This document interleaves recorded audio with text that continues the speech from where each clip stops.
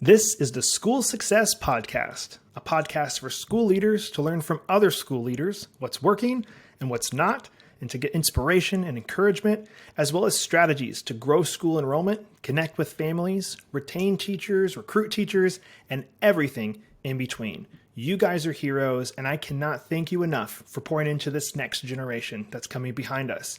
My goal is you will take at least one thing away from every episode that you can take back to your school to make it better than it is right now.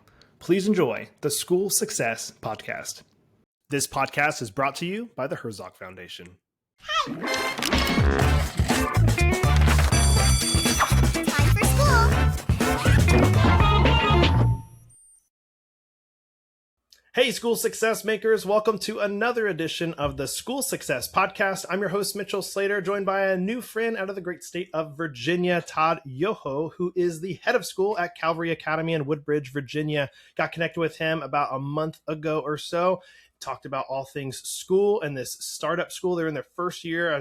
As we are recording this, they're about to finish their first year. And as you guys are probably listening to this, it's probably over the summer. So they are on break enjoying their first summer vacation from the school, which is cool. But we have some fun stuff we're going to jump into, all about starting a school, building a team all around you. And we're going to have some fun doing it. But of course, before we jump into all of those, I always pass it off to the guests to introduce themselves. So Todd, welcome to the podcast today, sir. Thank you so much, Mitchell. It is awesome to be with you. I'm excited for our chance to chat about school and just learn more from your expertise, as well as share some of my story. Thanks, man. We're going to have a blast. Well, here we go. We're going to start with an easy question to start it off. It's my favorite one to ask. And it's this: if I was to visit you in Woodbridge, Virginia, which I've never been to before, what would you say, Mitchell, you need to eat this and do this to experience Woodbridge, Virginia?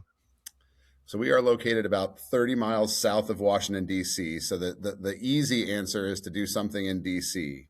But the better answer is just about 5 minutes from our location where I'm sitting right now is the National Museum of the Marine Corps. So an opportunity to trace the entire history of the Marine Corps. The entire building is actually shaped at the same angle as the raising of the flag at Iwo Jima. So it's just a very cool military history museum. So definitely, if you're in the area, I would recommend going to the National Museum of the Marine Corps. In terms of what to eat, that is a tough one. There are lots and lots and lots of options. It's a densely populated area, so no matter what kind of ethnic food or creative food you are looking for, it is probably accessible in about a 5 or 10 minute radius from where I am right now. So I would just say variety is the attraction here. Okay, let's do this then. Is there if you were to go, I go there, you go, Mitchell, we're going to go to this restaurant. It's my favorite restaurant or whatever. What would be that place we would go that you say, you got to go to this place? You can't go to McDonald's. You got to go to this place. Ooh, that is tough. So 3 of my household members work in various chain restaurants in Prince William County. So my wife is a manager at a well-known steakhouse, so that's my go-to answer. Okay, I love steak. So a chain steakhouse or a local steakhouse? Chain steakhouse. Okay, good. Well, I love me some steak, so I'm down. Let's do it, and then we'll go to the Marine Museum. Love it. Well, before we jump into the actual subject matter of today's episode, give me a little bit of background on who Todd is, how Todd is now running this first year school as the head of school. So how did we get here today, Todd? Give me some background. I grew up thinking, confident I wanted to be a teacher, went to college, got my education degree, and spent 20 years in the public schools, both in the classroom and on the administration side. But towards the end of that tenure, I really started feeling the Lord calling me into ministry. Didn't really know how that was going to happen. Didn't know how to make the leap out of public education into the ministry world. And so didn't for a couple of years. And COVID, although it brought its own challenges, ended up bringing an off-ramp from the public schools. Spent a year at a church that we were attending doing food distribution during COVID. That was super exciting. That was a great ministry opportunity. One thing led to another, and I had an opportunity to join the church that I'm at currently, Calvary Baptist Church, as the director of student ministries. So overseeing ministry activities from birth through 12th grade. And joining the team starting a school was not part of the agenda. It was not on my agenda. I didn't know if it was on the school, if it was on the church's agenda. It wasn't something we talked about. They knew my background, of course, but we didn't have any plans. And over the first few months, a congregant had asked me, "Hey, what's the status of this school project?" And I said, I don't know. And went and talked to our leadership team and come to find out that our senior pastor, who has just left after over 25 years here at this church, he and his wife, who was a public school educator as well, had a 2-decade dream, a calling they felt from the Lord to start some sort of educational ministry. And so over those 20 years here at this church, they had a couple of fits and starts, got halfway through the process and an obstacle popped up that derailed the whole process. COVID had derailed their most recent efforts. And so we started talking. I had some expertise, some experience in what we might be able to do. And the Lord smoothed one mountain after another and made our paths straight. And we went from, hey, let's talk about having a school, to, I think we might be able to start a school, to, hey, there's kids here, we have a school. And that has been just an amazing journey. And so we started talking about opening this school in the spring of 2024. And then our doors opened for students in the fall of 2025. And so I'm still on staff at the church, sort of splitting duties between student ministry and head of school. But we have launched Calvary Academy this year with 46 students in grades K through 9.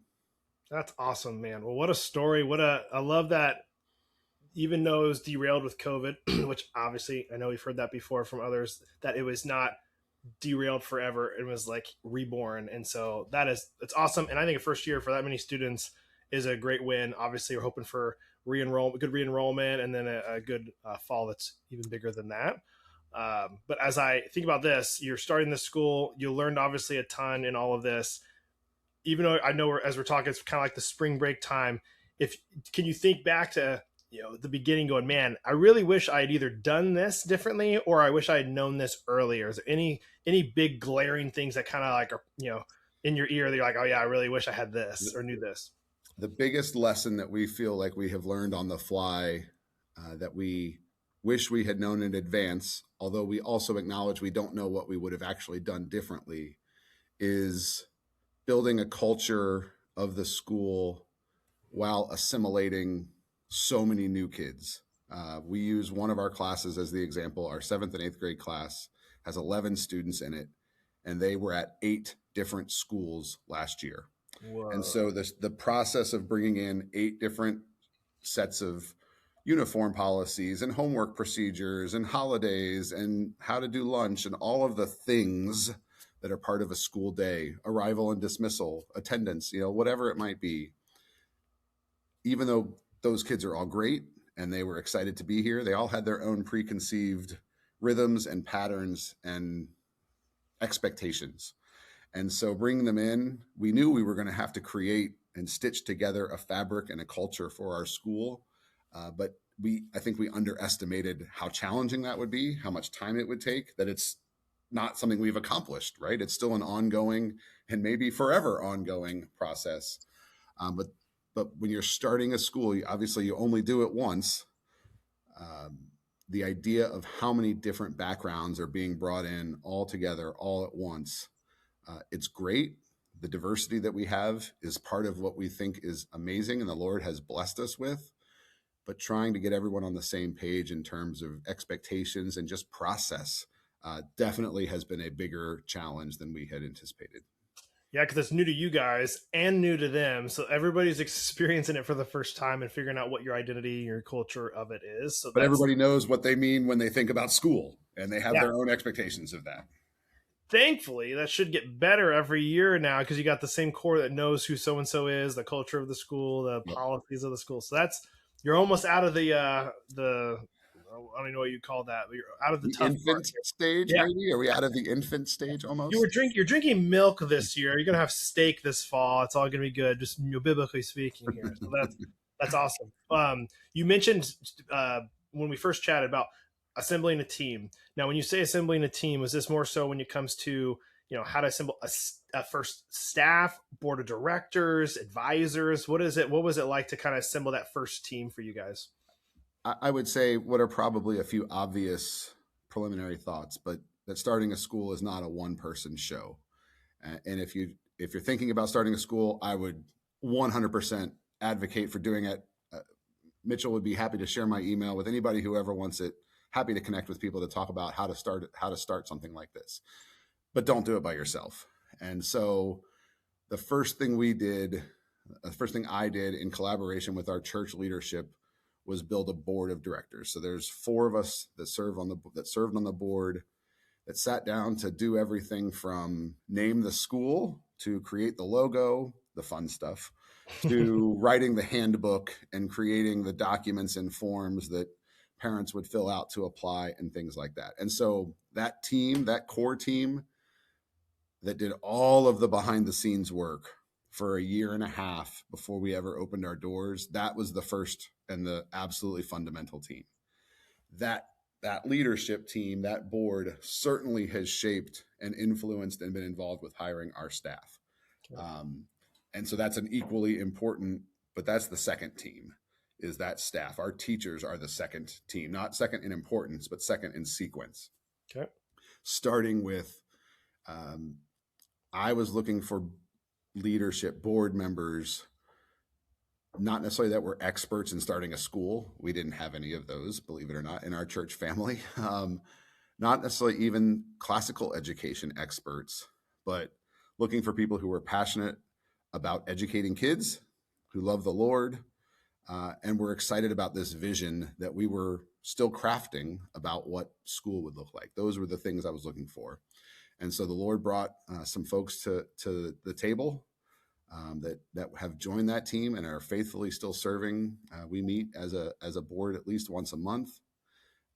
Even now, after 2+ years of meeting, we're still discovering things for the first time, and we're still building the infrastructure and the foundation of our organization. So first and foremost, find some like-minded, passionate people who dream about what the same things that you're dreaming about if you're thinking of starting a school, and let that team start to shape the specifics of what kind of school do we want to be?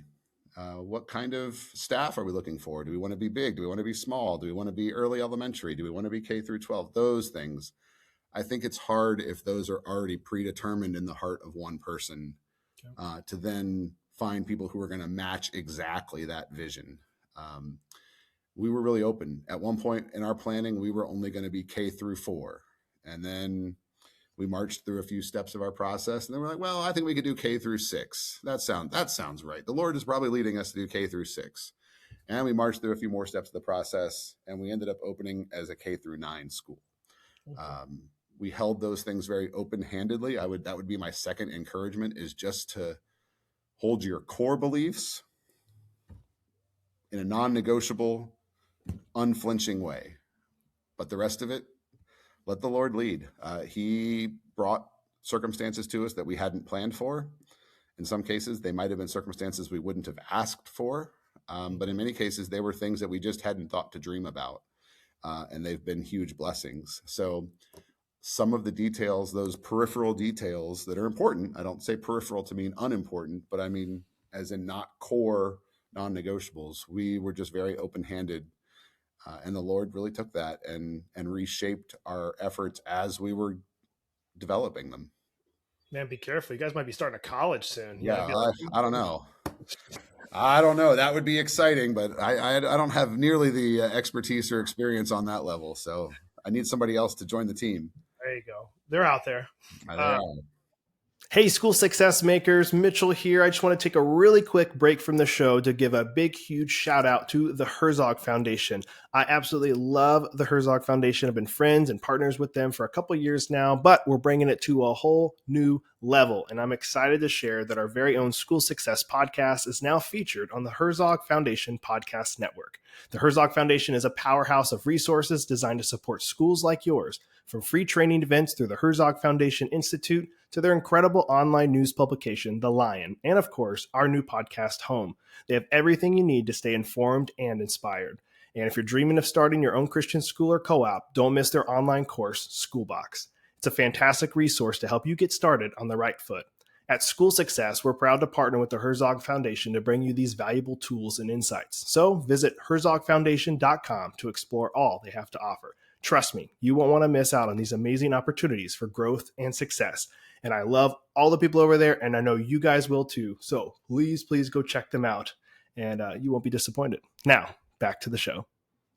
Diving into the board piece, I got some questions for you on that one. So you mentioned nobody in the church, had ever started a school before, and so you assembled this team. How did you look to find people? Did you just tap people on their shoulder and be like, hey, we're doing this thing, we'd love you to be a part of it? Like, what did that look like? Because I know some people, if you get the wrong board, one can just make it not even happen, or it can be making your life a living nightmare. And so how did you kind of figure that out to start this board? And obviously it sounds like you guys hit it on the head. Like, you did perfect with assembling this board, but what did that look like for picking? It was slow. We didn't just throw a couple names on the board and move forward. A little bit extra challenging for me at the time we really started this process. I'd only been on staff here at the church for a year. So I knew names and faces, but I didn't necessarily have deep relationships with a lot of the folks in the church. Having a senior pastor and a leadership team that obviously had been here and who did know the fabric of our church very well, that was a huge asset. So we really talked about, okay, who do we know in this church that meets those non-negotiables we talked about? They love Jesus. They're passionate about education. They're visionaries. They're willing to get on board with something new. And then we honestly incorporated a very practical element of who has the capacity to join a venture like this. We weren't naive to think that this was, a few hours where we meet together, throw a few documents together, and it's all done. I knew enough to know that this was going to be a lot of work and a lot of ongoing work. So we weren't looking for that awesome volunteer who is already committed to 37 different ministries at the church.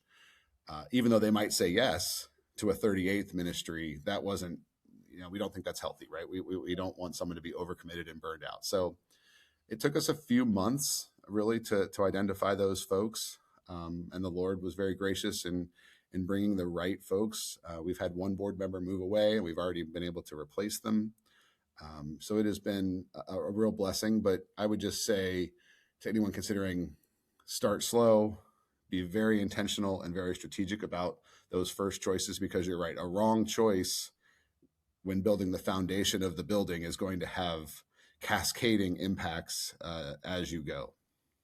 With the dynamic of, I know this is a ministry of the church, what does that dynamic look like for you guys specifically? This varies across churches and schools all across the country of how they set this up. But I've heard some goes really, really well, and some it's a tension point because there's overlap, and obviously you're sharing the building. And so is there any overlap? Because I'm sure there's like leadership board side of the church, and then you got the school side. Like, what does that look like? Great question. And we were very thoughtful. I won't claim that we came up with the best scenario, but we came up with a very intentional solution to that. So our school has a board of directors that I've mentioned that is responsible for the operations of the school. But and we have our own bank accounts, and we are a 501c3 organization in the eyes of the IRS and all of those things. But we are also under the umbrella authority of the elders of our church, in the same way that they are responsible for the spiritual accuracy and biblical faithfulness of our Sunday school classes and our VBS program and our Sunday morning sermons. They have that same authority and ultimate responsibility over the school. That doesn't involve day to day, what color is the paint here, or what notebook are you using in this class, but that big overarching, are we sticking with the mission of the church? Is this aligned with what we as a church are wanting to do? And so that part has been great. On a practical level, we have a facility. Our church has been in Woodbridge on the same corner for 73 plus years. There's an older building and a newer building, so we actually have two separate buildings on our campus. And our older building was not used a lot during the week. I kind of joke that if you've ever been in a 75-year-old American Baptist church, you know exactly what this building looks like. It's got some classrooms, it's got an auditorium, and it's got a fellowship hall, potluck hall downstairs underneath that auditorium. So in my mind, it was just begging for a school, and it has been perfect. So we were blessed that a facility finding space, which I know is an obstacle and sometimes an insurmountable obstacle for new schools, that part we had already addressed. So sharing the physical space, not really a big issue. And then there's the questions that come up of, well, you're going to be using more electricity and you're going to be using more water and those kinds of things. And we have just said, we'll figure those out. We're on the same team. We're after the same things. We don't know how much of a difference it's going to make in some of the utility costs or building wear and tear. We don't know, but we'll figure it out together. And the Lord has been gracious in keeping us on the same team. We communicate a lot back and forth. You know, obviously, as the school leader, I don't have the right to put an addition on to my school tomorrow if I wanted to. That would take coordination with our church, and that's okay. We are a team, and we want to foster that teamwork. But it just requires some intentional communication. I love that it's being used. I mean, there's so many. I wish every church in America had some type of school. It might be a micro school. That's fine. Absolutely. But these buildings, seeing them sit empty all week long with nothing else is like, man. When you talk about extra wear and tear and extra utilities, like, man, yeah, let's do it. Like, yes to these more to the more expenses. Let's fill the churches. And the good news is a 1950s Baptist church in America is fairly indestructible. We got a lot of cinder block going on, and it would take an act of God, I think, to move this building, which is kids sometimes represent an act of God. So I think we've tested it a little bit, but our facility has held up amazingly well, being used not just Monday through Friday, but obviously for the other church activities that happen throughout the course of the week and throughout the course of the year. I was raised in a Southern Baptist church, and I know exactly what you're talking about. So I think about when you meant even just you talking about it, I was like, oh yeah, I'm picturing my old church as a kid, had the classrooms, fellowship hall, had everything. And then my wife, when we visit her family in North Carolina, we'll visit her old church, and same thing, just they built this huge brand new gymnasium because they wanted to attract the younger, kids years and years ago. And then it's old church with old classrooms, old fellowship hall, but it's all these old Baptist churches. So I know exactly what you're talking about. I love that it's being put to use. So obviously I know as people are listening to this, and most likely will be over the summer, but you're gearing up for year 2 already. You're thinking through some of these things. So as we're talking, you're thinking about all this stuff in year 1. What are some things that are on y'all's mind as you kind of gear up to learn from this first year to apply it to year 2? What are some of those things you guys are thinking through and putting in place as you kind of prep for fall of 2026? I think there's the ideals that you're after, understanding that it's not always going to unfold that way, but I think you got to have a plan. And for us, we want to grow. We're open to growth. We have said, sometimes trying to remind ourselves of the truth that if God calls us to serve 45 or 46 kids on this corner for the next 20 years, that's a success. And there's nothing to be ashamed of, or no failure if that's what God calls us to. We have had enough interest, and we seem to be, the Lord has been bringing us growth. So to think about how to grow, the ideal is that your student numbers grow in line with your staff numbers, which grow in line with your budget, and it all happens in a completely linear, matching sort of way. Well, the reality is that's not how life generally works. But it does us no good to add 30 students to our population if I can't find any teachers to go with it. Or obviously you have to buy curriculum ahead of time. Even though parents do have a supply fee that they pay, we've already purchased the curriculum before they've paid that supply fee. So you've got to have the budget flexibility to buy those textbooks and those things before you get paid for them. Do you have enough budget to do that? Is there enough balance in the bank to pull that off? Or can a church support the school in that way, to loan them a little bit of money, if you will, over the short time before it can be paid back? So although we've hoped for those things to happen perfectly in alignment with each other, the reality is they don't. So right now we are projecting 75, maybe 80 students for next year in grades K through 12.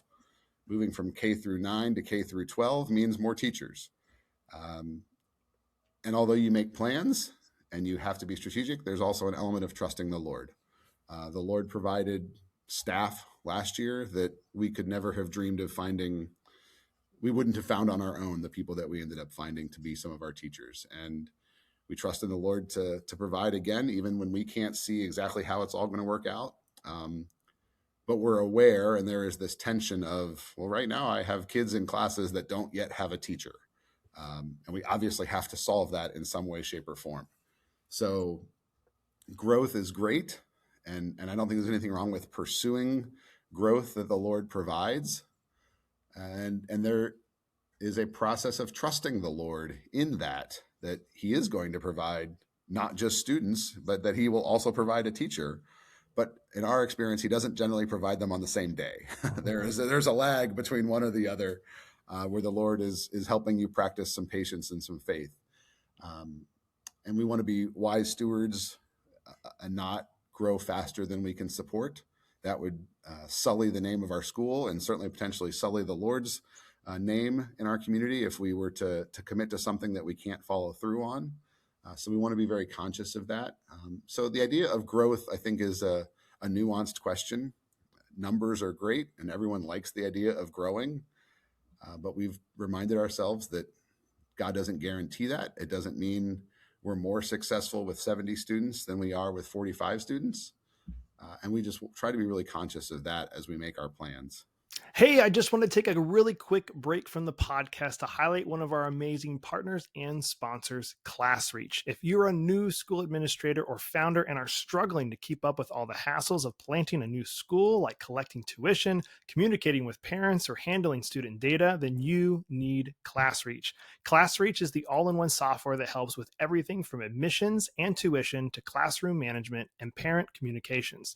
Sign up for a free consultation with one of their school specialists and see how ClassReach can help your school grow today. You guys can check them out online, classreach.com. They are a kingdom-minded company, and I love their leadership team there. I've become friends with a lot of them. They truly are a great company. I support them, and I love them, and you guys will love them too. Check them out at classreach.com. Now, back to the show. And it's a great mindset because, I mean, it goes back to even just church numbers.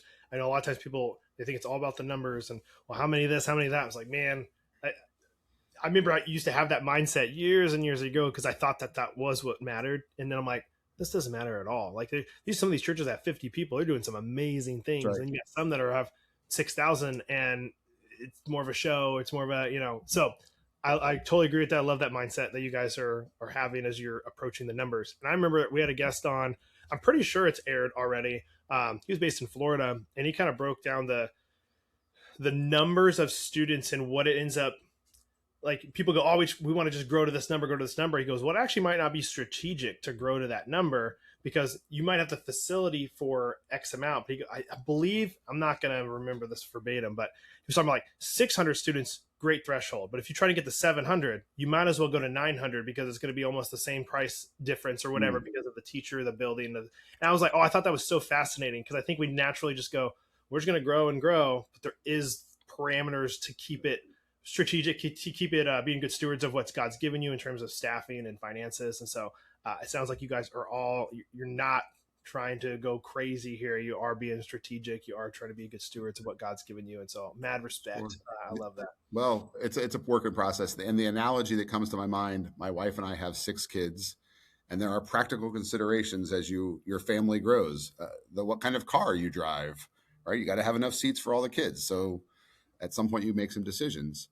And you're right. Those numbers matter on the budget spreadsheet. Those numbers matter. Do you have enough physical space?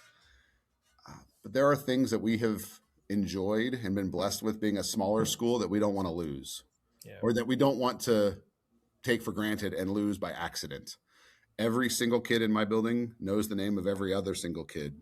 Every teacher in my building knows the name of all 46 students. We could probably get to 70, and that is still true.